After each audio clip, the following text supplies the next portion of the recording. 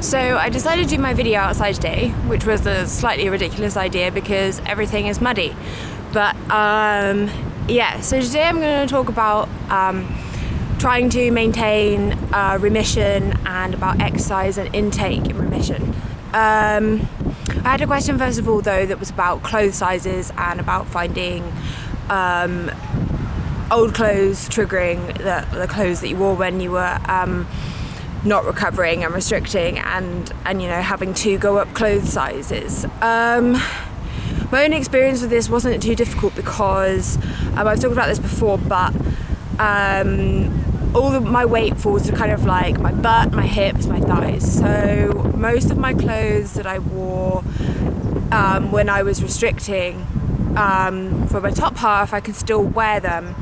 And there have been clothes I have had to get rid of, but most of them are okay. And also for my bottoms, I always wear leggings, so I hardly ever wear jeans, and they're obviously stretchy and accommodating, so most of them still fit me as well.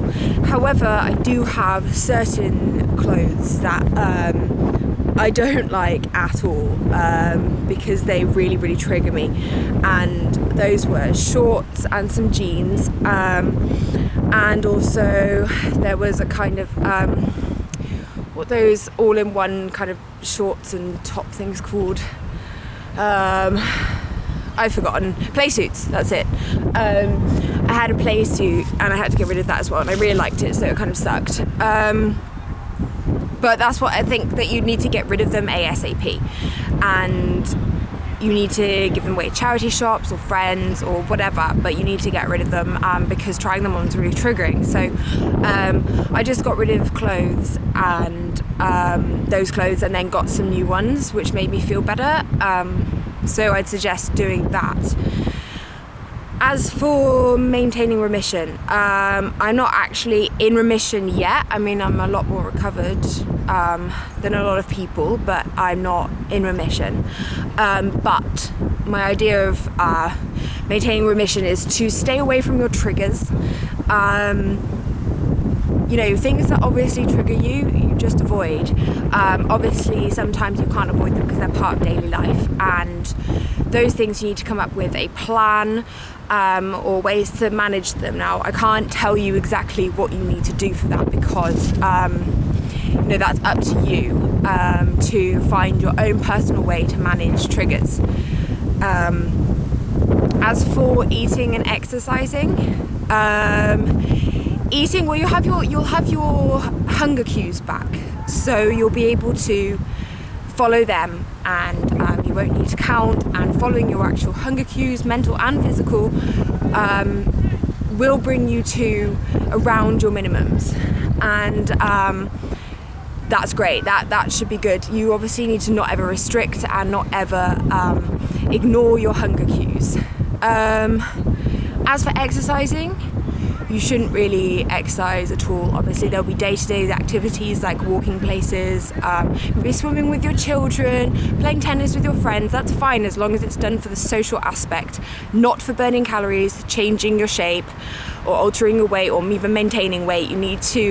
Exercise needs to be something that you are doing for pure enjoyment, and formal exercise doesn't really give you that. Our brains are different to non-eating disorder people, and exercising will make you move more and eat less, and you'll end up most likely relapsing because our brains react that way, and then we start restricting.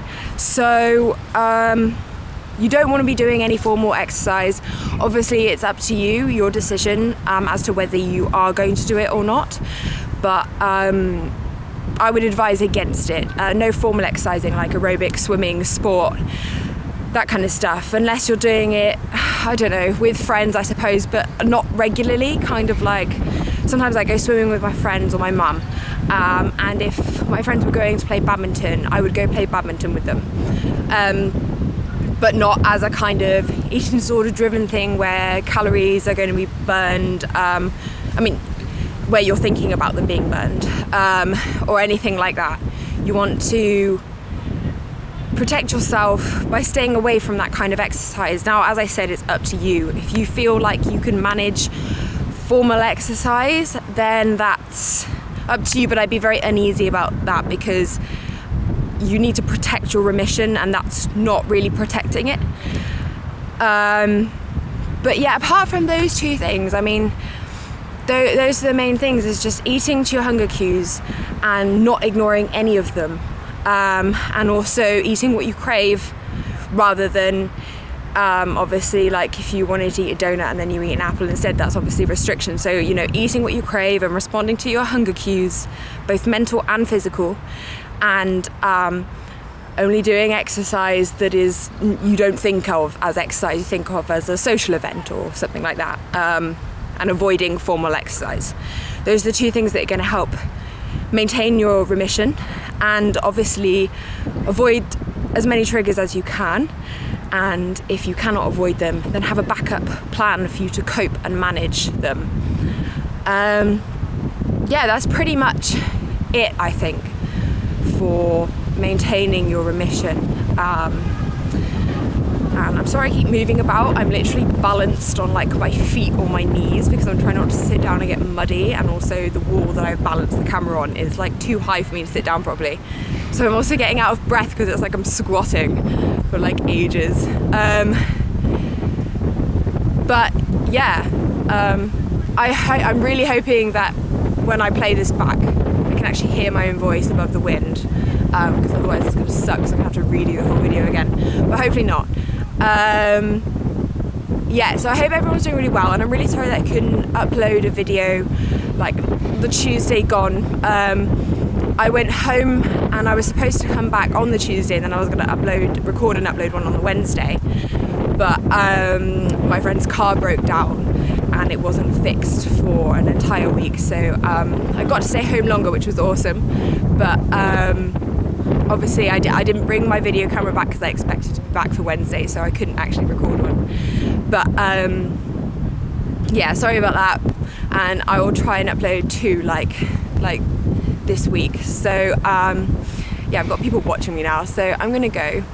But yeah, I hope everyone's doing really well, and keep up your efforts, and I will speak to you in a few days with another video, hopefully. All right, see you then. Bye.